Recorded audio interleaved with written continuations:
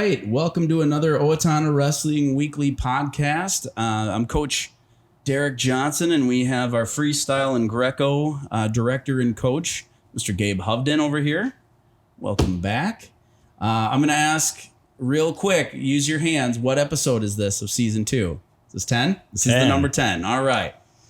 Good deal. So first, I want to thank our podcast sponsor, Ben Flemke of the Flemke Insurance Agency. Always reliable. He's basically your sports agent. He's your Jerry Maguire, trying to find you the best possible deal on home, auto, commercial, all of your insurance needs. So thank you again for supporting Owatonna Wrestling and the Owatonna Wrestling Weekly podcast. And thank you for your son, Max Flemke, and all he does as a very undersized 220-pounder in 9th grade. So we got snowed out last week. So we're going to kind of review 2 weeks ago. We're going to go all the way back to team sections when we were over being hosted by Rochester Mayo. And yeah, so we started with a little appetizer at first with Rochester Century. Yes, I was not there. I was stuck at work, so I did not get to see it or hear it. Okay. But it sounded like Century went really well. Yes. Yeah, we handled them pretty dang well. It was a good warm up, I think, because a couple of people like Donoven Sorenson needed kind of that wake up call a little bit, which was cool because then he was ready to go. Trey Hiatt got caught in the weirdest cradle on his single leg shot against Century. So although he was very, very angry about it, same thing. Like, who cares? It's against Century. Yep.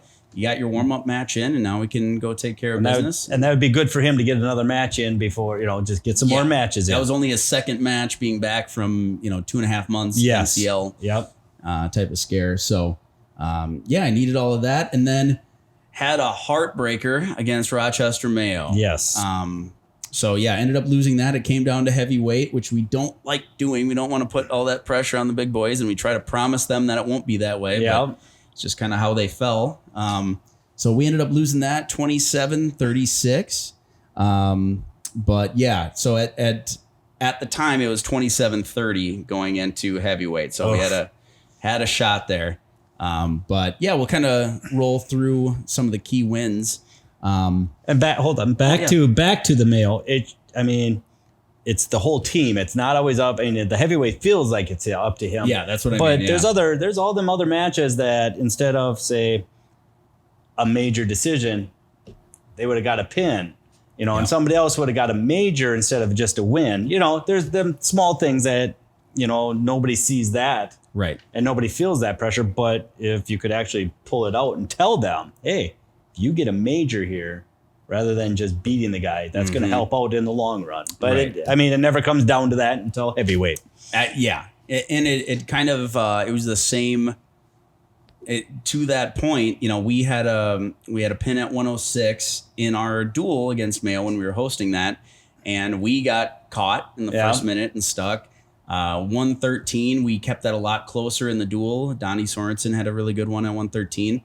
And then the Lane Karsten Jayden Jirele combo between 120 and 126, we flipped those, thinking we might be able to get 2 wins instead of just one win and 1 loss.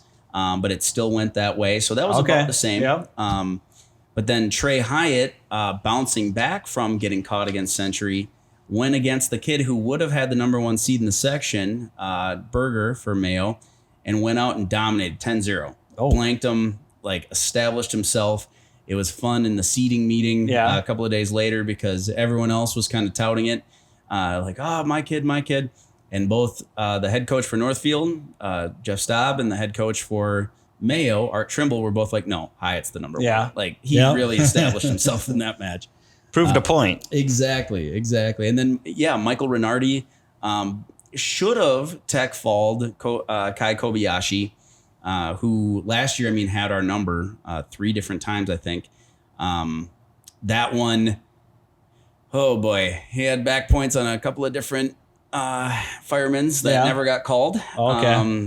They couldn't get down there and swipe fast enough, evidently. So that would have been a tech fall instead of major. But then some really gutsy matches. Jack Sorenson had a really close win where he rode out his kid all third period for a really close win. And that was kind of a 50-50 match. And then RJ Reinardy, even though he was going against the same kid he stuck in our duel, we knew he kind of caught him in the regular season. And RJ up until that point had 11 wins and all 11 were pins. So he was like a feast or famine kid. And ends up winning a 1-0 match. Oh, geez. Gets the escape, and then third period, that kid picks down, rides him out the entire time. RJ Reinardy rode a guy out. RJ Reinardy. Nice job, RJ. Out. Yes. No stall calls either, I don't believe. So looked sharp. Cael, they basically threw out a JV kid, and he stuck him.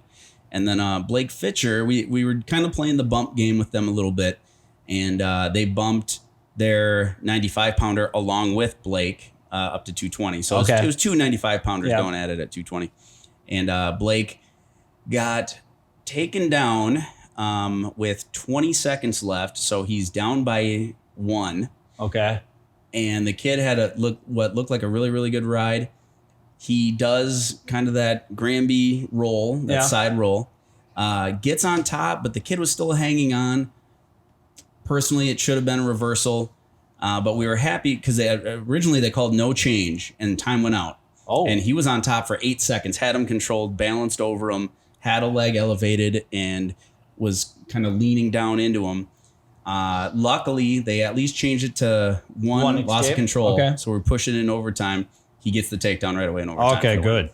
So that was crazy. That was cool. So that's what brought us within 3 points at heavyweight. Okay. But then they bumped up Ethan Pepper, their really good 220-pounder, on Lauer, who the match before against Century just went against a ranked kid who kind of roughed up Lauer a little bit. Yeah. And so, Lauer ended up losing that one. But, I mean, can't blame him. It was a tough fight. And so not the way we wanted to go out. But you know what? We gave Mayo, who ended up being the eventual section champ, we gave them their toughest match. Okay. They ripped apart everyone else. Or they ripped apart Faribault in the finals. So we were right there. Yep. So close. Yep. So we knew that and the message was like, hey, fine. We're going to go out and we're going to dominate individual sections then. We're going to bounce back. And sure enough, we went out there and we had 8 finalists out of 14 weights and almost had 10. Okay. I'll kind of go through weight by weight how everybody did. But we could have had 10 finalists there. So Kaden Lindquist, 106, took care of business and had a revenge match against his Mayo kid in the finals. The kid who caught him during our team section. Dominated him. I think he almost had the major. He was running bars all day long in the third period, and it was amazing. So, I mean, just gutsy stuff from a 7th grade undersized 106-pounder. That was cool. 113, Donnie Sorenson ripped apart Century in the semis, a kid who had just either beat him or made it a really tough match in the team sections. So he made the finals and then had a rematch against his Mayo kid, which didn't go the way he wanted to. It was a closer match than the final score, but he was kind of desperation. Okay. And then 120. Lane Karsten has a little hiccup in the semis, barely beats a kid he should have demolished. But then he's got the number 2 ranked kid in the state from Faribault in the finals. JT Housen. Lane goes down 0-5, gets a takedown on him, and then gets turned, almost gets pinned. Go into the second period, we take feet, comes back, chips away, and suddenly he, after a couple of really sharp takedowns, I mean, just crazy sharp takedowns, he now, with a minute left in the third period, is only down 6-9. Okay. Underhook, drives him off, like almost off the mat to where he gets a stall call on it. He's faking knee block, hits a hip toss, chucks him to his back. Yep. Gets 2 points and 2 back points. So now he's up 10-9 with 14 seconds left. They give JT Housen a breather because now he's got to attach a mask to his headgear out of nowhere. So he gets like a full minute and a half to attach catch his breath. Like, wow, great. But the message to Lane was, hey, you have no stall calls, 14 seconds. You drop down to an ankle. Who cares? Yep. Like, let's eat up Just hold on. Instead, he drops down, when JT's coming up, and then does a double leg finish to put him back down on the mat, collects the wrist, hangs on for 5 seconds, gets the win. Giant upset against the number 2 ranked kid in the state to take the section title. That's good momentum going into the state tournament. Absolutely. Very good momentum. Absolutely. And then Trey Hiatt just telling, the story of securing the first seed. Well, he backed it up. It just absolutely looked untouchable. Handled everyone. Nothing really flashy, just workmanlike. So got really good wins and solidified himself in the finals with that kid, that same Mayo kid, and handled him 9-2. Good. So, yeah. Good. And then I'll go to 138 here quick. Michael Reinardy in the semis has 10th ranked Isaac Yetzer from Faribault and sticks him. Oh, So it was about a 4-4 match. He was looking solid and everything. All of a sudden, headlock. oh, okay, good. Yeah, he Michael Reinardi'd him Yep. so hard. So that was amazing. So he gets the pin in the semis against the ranked Yetzer from Faribault, and then he has the number 4 ranked kid from Winona in the finals and has a really tough match. Okay. Really, really close. Was pushing him. I thought Winona could have had a few stall calls thrown out there on them. But yeah, so he felt, I know, disappointed, but at the same time, he's got to feel pretty good. I mean, he is right there with the best in the state. Okay. 145, Jack Sorenson might have had the second most stacked bracket in the section, where he had 2 guys that at one point had been ranked at 145. Bo Bachman from Faribault and Calder Sheehan from Mayo, who's really tough. And then on top of it had like a bodybuilder from JM. And so had a really good tournament. He lost to Bachman, battled back, got into the 3rd place match, and then kind of got caught going upper body against a kid you don't do that against. Okay. But had a pretty good tournament. And then Cael Robb got his 4th section title by just absolutely destroying everyone and pinning his way through, and no one touched him. And that's the mission now. I mean, in my eyes, the back points, the turns, okay, the first minute and a half, but then after that, like you did, probably go for the pin, get it done, get in and get out. Don't risk anything. Right. Yeah, we had him do 2 takedowns right away. Yep. And then just, Yep. So that was pretty solid, of course. RJ Reinardy then at 160, sophomore, younger brother of Michael, makes it to the finals and looked really good. Like had Funk from Mayo again in the semis, and we've been working a lot of over under and going to an inside trip, working off of underhooks for knee blocks and stuff like that. He's that type of wrestler, kind of a brawler. Yep. And looked so sharp. He basically waited until Funk made mistakes, put him to his back, and got some good backs. And then had a pretty quick loss in the finals. That kid's Violent from Faribault is really good. Yep. So, but yeah, congratulations to RJ going to state. 170, Logan Risser, being an undersized freshman 170 pounder, had a tough day. And it's just, you're an undersized freshman 170 pounder. That's tough. Oh, yeah. I mean, they're and you're wrestling seniors. That's not where you're going to get a sophomore most of the time, or a freshman or 8th or 7th grader. You're getting the big boys there. Yeah, those are grown men. Yep. Absolutely. 182, Ryan Feltz. He ended up taking 6th and was really close to being in the 3rd place match, actually. Which for him, anyone who knows Ryan, it's such a feel-good story. Yeah. He's just the little engine that could, and he just don't quit. Does not quit. Lovable dude, kind of a team mascot. Yep. And felt really great about that, and that was cool. And then up at 195, Blake Fitcher had the 2 seed, and he took 2nd. So he, as a sophomore 195 pounder, and then had a revenge match. So he had his Mayo kid in the semis, which he had to go into overtime again to beat him. Yeah. Glass doubled him out of nowhere in overtime. Where was that first period? Yeah. Looked like he could have done that all day. And then in the finals, had Kuiper from Northfield, a kid who's really had his number in the past. They go into sudden victory. And Kuiper gets, let me see how this worked.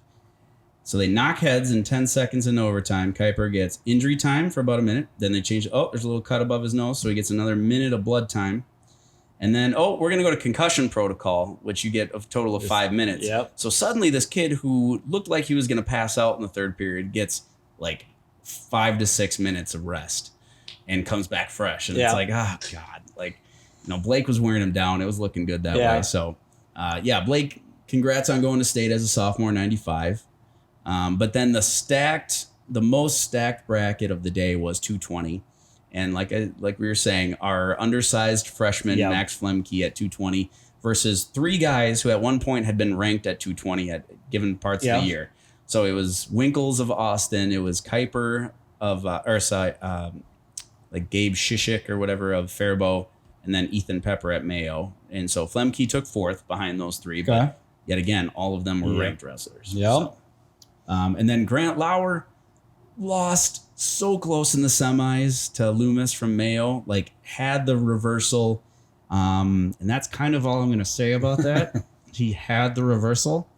But what a great rebound. He then needed 2 matches to take 3rd and stuck both kids and looked angry. Yep. So, came back. All right. Yep. Good. So that was a great day. So well, congratulations. 8 boys to state, 2 girls to state. Congratulations to them all. Exactly. So that was awesome. And then this week, for individuals, we are wrestling Friday and Saturday. So Thursday, they're doing all the team competitions. And then Friday and Saturday are the individuals.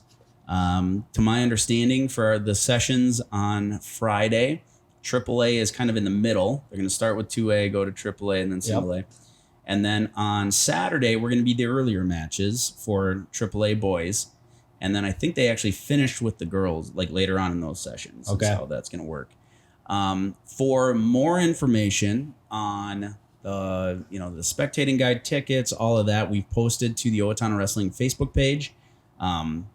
Basically the spectator guide from Minnesota State High School League that also has the details about how you could view it if you can't be there. The streaming service they use, it has all those details. You do have to pay for that service, but they do tout that they're going to have all the matches streaming. Yep, they stream every match, every mat that is going. That have wrestlers on. They do stream it. I think it's a certain high school come in, their media class will take over 1 or 2 high schools per a single A or single A, double A, triple A. A school from each of them for their media classes if they have the numbers. That's what they did in the past. Okay. I do know that. Gotcha. Okay. So every mat will be on that site somewhere. All right. And if you just want the monthly option, I believe you just have to pay $10. I think that's all it is. So yeah. And then if you would like, Court Sports, Mark Kubat over there, did up these nice state qualifier t-shirt and long sleeve t-shirts.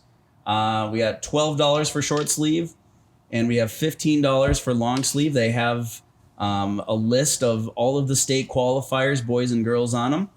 And yeah, they're pretty sharp. They're heathered gray. And yeah, they're up for sale now. We still have extras. We got them to our team today and our coaches and stuff, but we still have plenty. So go ahead and support the wrestling community and our state qualifiers. So for that, you can contact the info box or on our OwatonnaWrestling.com website, or you can contact the Owatonna Wrestling Facebook page. You can message them for more details. And I believe they even put a post on there that kind of gives you directions that way. So, yeah. Well, we're going to be right back with our guest for the week. But yeah, stay tuned. Thanks. All right. Welcome back. You're here with Coach Derek Johnson and Coach Gabe Hovden. And we are here with Big Chuck Charlie Seykora, sophomore wrestler for us. Welcome. Thank you. Yeah. Charlie is a soft-spoken, gentle, almost giant. Like you're a tall guy, and now we just need to add like good 30 pounds to you. I was going to say about 20 to 30. Yep. Yeah, and then we'll call you a giant. But yeah, I wanted to have Charlie on here because he's constantly improving. This is a guy who did you place at Big 9 JV your freshman year? Were you in the third place match? I think I got third place last year. Third place? Yeah. I think so. Finalist this year. So you took second.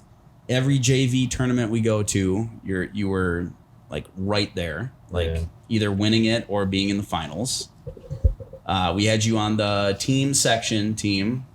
You got a big dub against Century, right? Yeah. Yeah. How'd that go for you? Felt like it was pretty good. I kind of just waited for him to slip up a little bit, and then. Yeah, you're one too that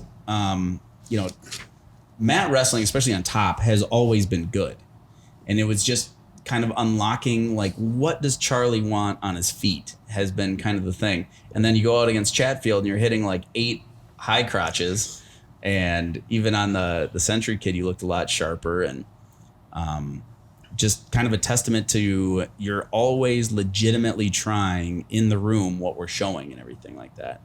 What would you say? How do you feel how your season went in general? I thought it went very good. I didn't think I was going to do as good as I did coming into the season, but I think my mom was going through it one day. She was watching all the videos and whatever that she took and Matt Boss and all that. And then she got me a number. It was like 25 or 26 or something and 9. Okay, yeah. Something about like that. Yeah. Well, and you last year with our injuries, we kind of threw you to the wolves on varsity on a few matches just because we needed you. This year, it never felt like that. It always felt like you're going to handle business. You're right there. And as a same thing as we were talking about Logan Risser, like you're not a full 170, even though that's what you wrestled. Yeah. Like, I mean, what were you typically weighing? Most of the time I'd walk around at 64, 65, right in there. So so then you got the guys that are cutting to 70. Right. Yeah. And when you end up wrestling them, they're weighing 76, maybe some 80. Yeah. I mean, they get the weight allowance. Yeah, too. they add that poundage on, they're going to be a lot bigger. Mm-hmm. What did you do this? So like I was saying, you took a big step between freshman year and sophomore year. What did you do in the off season to kind of help that? Well, I was always going to that black shirt club all the time. Yep, the lifting. Yep, I've seen you there quite a few times. And then I was also over at my neighbor's house working all the time. Okay, yeah. Most of the time it was just a lot of mowing, but Yeah, Still something. keeps you active. Yeah. Always doing something there. Mm-hmm. Yeah. Just ate a lot of food. Well, that too. We're hoping because you kind of have an upper weightish style, and which is perfectly fine. I say the same thing about RJ, being a 52, 60 pounder. It's like, oh, just get bigger because that'll translate really well. So yeah, just hoping that I think growth wise, you might have hit your top height maybe. Yeah, I think so. Your parents aren't exactly NBA players. Nope, they're quite a bit shorter than me. You already have them beat by a mile. Yeah, I had them beat in like 7th grade. I bet. Yeah. So, well, speaking of family, what other members do you have in your family? So you have Dave and Sue. Mm-hmm. And then I have my sister Kate and another sister Leah. They younger, older? Both of them are older than me. Okay. Kate, she graduated last year, and then my oldest sister Leah, she graduated in 2020. Okay. Little baby Charlie. Yeah. Well, the last one. You get spoiled a lot then, don't you? Yeah. I get a little bit. Yeah. But What would you say? Doesn't have to be this season. Thinking about maybe favorite wrestling memory so far, at least. Probably after this year's Big 9 JV, all of us got together, and most of us got together, and we went to Pizza Ranch. Nice. We ate a lot of food that night. I bet. Don't let wrestlers at a buffet. Yeah. Especially when they're done wrestling the day of. Right. Yeah, we ate way too many plates between like 6 of us. There's Nice. 6 of us there, and we ate over like 30 plates. God, that's impressive. What's your go-to at Pizza Ranch? Probably pepperoni pizza. Oh man, you're a classic dude. Yeah. You don't go for the fancy stuff, or Nah. not really? Stay away from the chicken. Yeah. Yeah. Yeah, It's a pizza place. Yeah. I know. Chicken will get you. Yep. Yeah. Nice. Well, so we ask everyone about their walkout music. What's Charlie Seykora's walkout music? I bet it's country. Most of the time, it's actually a good bit of rock music. It is? Like, what kind of rock? Like some Queen, AC/DC. Oh, 80s. Dude. Yeah. All right, classic. I did not guess that. Okay. Just what I grew up listening to all around with my dad. He's just raised right. Love it. Awesome, man. Well, I can't wait for you to be blaring that how many times next season, as you solidify your spot in the starting lineup, hit the weights, gain 20, 30 pounds. Yep. You don't have to gain 20, 30 pounds. Yeah, you do. Yeah, I was going to say, you have the frame, though, that would be scary. Don't listen to him. A 182 Charlie Seykora would be scary. Yeah, I would still need to gain 15 pounds to do that. Yeah, see? And I'd That's still fine. be a little underweight for that. You can do it. You can do it. Nice. Well, do you have any shout outs to anyone? As long as you're on here, it can be teammates. Mom. Pretty much my dad. He's taught me a lot of moves just growing up. I'll come home after practice. He was always asking me, how was practice? What you thought of it? Everything that we've done. And then my mom too, she's always been there. Like pretty much just every meet that we've had, she's always there. Yeah, they're very dedicated. Yeah. Absolutely. Nice. Awesome, man. Well, you're another example. We keep talking about the youth we have in the program. Big Nine JV, top 3, both freshman and sophomore years, and so much promise to come. Like, we took second at Big Nine JV for the second year in a row, where we're just a point or two away from Albert Lee. So, the conference is talking about it, and it's kids like you that are scaring the crap out of people, knowing like what we have in the wings. Mm-hmm. So it's awesome. And not to mention, you're a great kid. So love having you in the room. But Last year, always smiling at practice. yeah, that's the thing. This kid's a little smiley for my taste. Like, we talk about, your war face, your game face a little bit.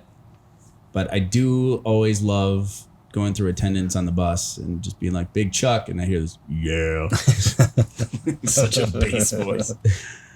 I'm here. Yeah, I'm here. Yeah, exactly. Just awesome. Well, thank you, sir. Appreciate you being on the podcast, buddy. Thank you for having me on here. Yeah. And don't show your face until you're 182. Won't be seen in public. Awesome, buddy. All right. Well, we'll be right back with our next guest. And thanks again to Charlie Seykora.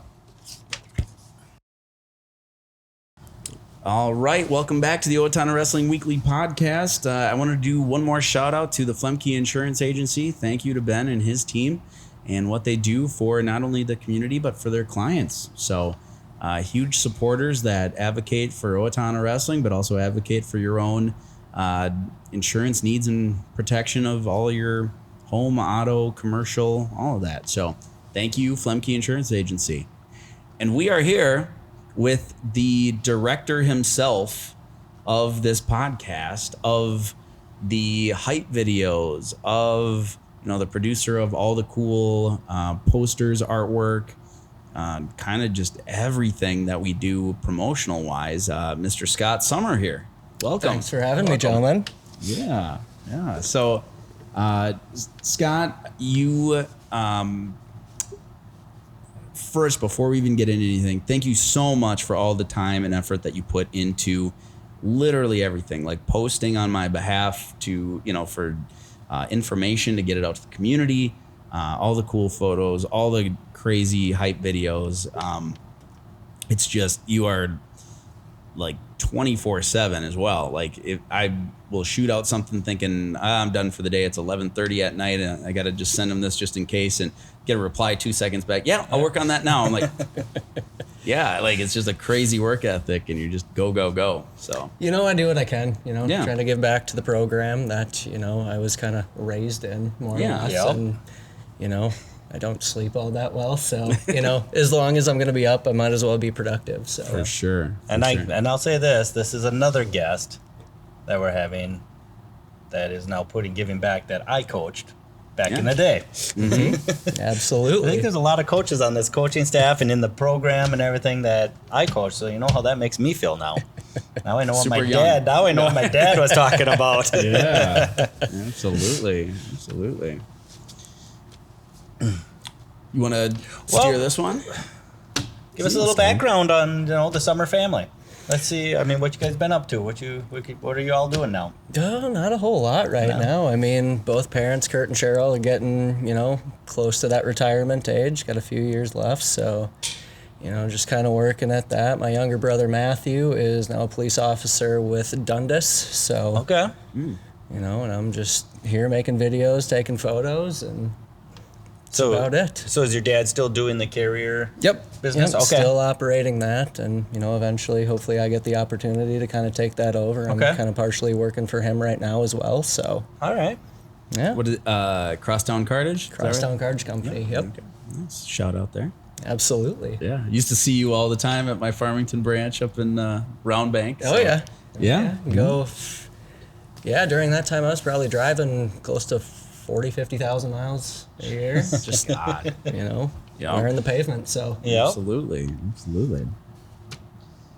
Well, and so we touched on kind of what you've been up to, but like what other things, you're just this AV expert, but also that's related to, what you do for a living.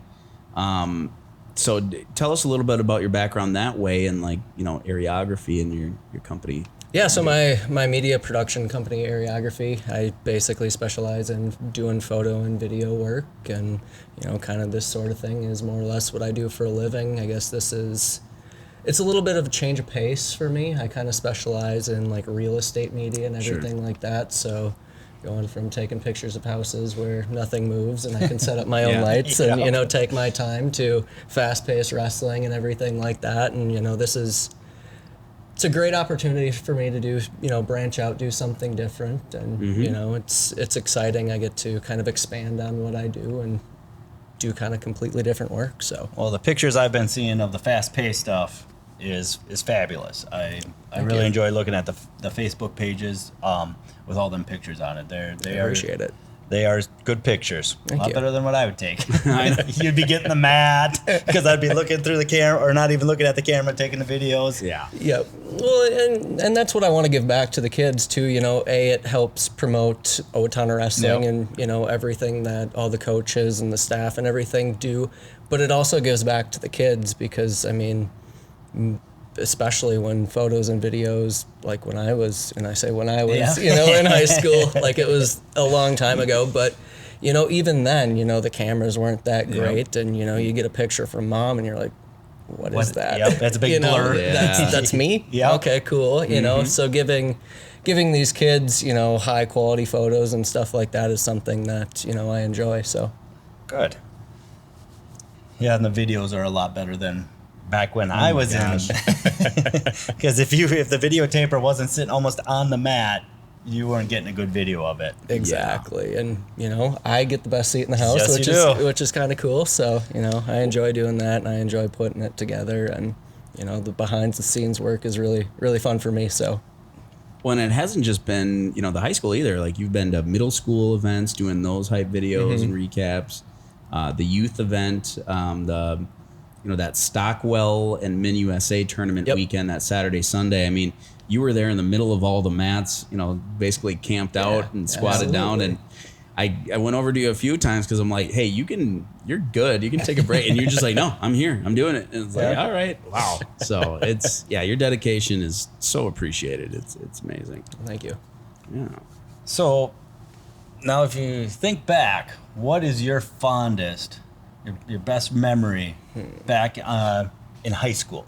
What year did you graduate? I graduated in 2011, so that was okay. for me a long time ago. For you, I'm emphasizing that a long time ago. I understand. I'm still pretty young, but I don't have one memory that really stands out in particular. I mean, with the teams that I had when we were in high school, I mean, we were all just a big group of friends, really, and so spending time with those teams and traveling to Wisconsin, Fargo, whatever it was, and just, you know, doing things as a team. And like everyone else is said on here, it's all about the team. Yep. And, you know, when I look back at, you know, kind of my wrestling career, I look at, you know, what it taught me and, you know, the man that I became because of that as well. Yep. You know, it's not an easy sport. And Well, so from what DJ said, I mean, the work ethic. Yep. I mean, he says he email you at 11 o'clock at night and boom, there's a response. Exactly. You're still working. Yep. So that's a work ethic. and that's the thing. And, you know, I'm grateful, you know, for that. And that's what wrestling taught me. It's not, you know, all the accolades, the highlights or anything. It's, you know, about who you become and everything like that. The old Dan Gable, after you're a wrestler, everything else in life is easy. Yep. It's very true. Yeah, it's definitely sets that benchmark, doesn't it? It does. It sets the standard for sure. Absolutely. What are some of the teammates? So if I'm thinking graduating in 2011, like you were with Coach Woodrich. Yep. And then like his little brother too. Yep. He was Bear? on the team then. Mitch Dinsey, his older brother Matt. Okay. Yeah. A lot of these guys, I know a lot of guys are coaching in the youth as well. So, yeah, I mean, a lot of guys are around this wrestling room on the walls that I graduated with, and it's fun to see a lot of them kind of back helping the program. That's awesome. Well, yeah, you know, like I said, I thank you so much, and I mean, even like last week, we get the singlets in a little late, the new striped singlets, and you know, before we had a youth practice, you know, between high school practice and when youth was going to start, set up a photo shoot. We dimmed the lights. You got that going. You got Mason Bloom and Cael Robb as the models. You're sending me mock-ups later that night for poster ideas and stuff, and we're going back and forth. It's like, it's not just I don't want to abuse that. I'm telling you right now, I'm not going to sit here and expect those things and get upset when you, like, whatever happens. Because I know if I don't hear from you, something terrible happened in your life, basically.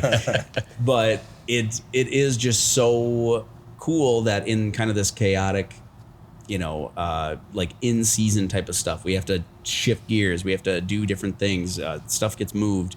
To have someone like you to count on is incredible. And I just thank you so much for being that, you know, steady constant, because it's tough, you know, it's to have people like you come back to the program, dedicate that hard work.